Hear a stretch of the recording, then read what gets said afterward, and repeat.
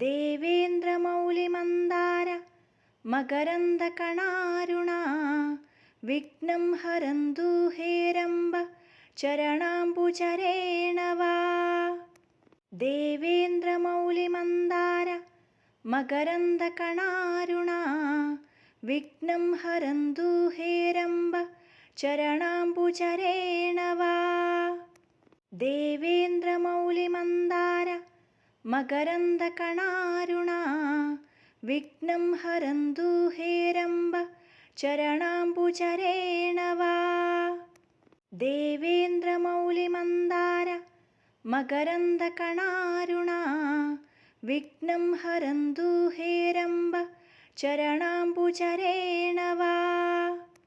देवेन्द्रमौलिमन्दार मकरन्दकणारुणा विघ्नं हरन्तु हेरम्ब चरणाम्बुजरेण वा।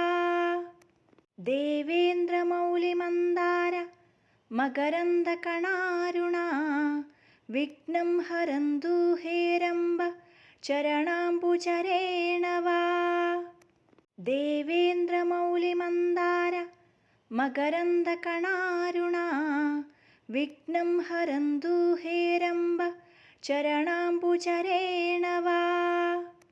देवेन्द्रमौलिमन्दार मकरन्दकणारुणा विघ्नं हरन्तु हेरम्ब चरणाम्बुजरेण वा। देवेन्द्रमौलिमन्दार मकरन्दकणारुणा विघ्नं हरन्तु हेरम्ब चरणाम्बुजरेण वा। देवेन्द्रमौलिमन्दार मकरन्दकणारुणा विघ्नं हरन्तु हेरम्ब चरणाम्बुजरेण वा।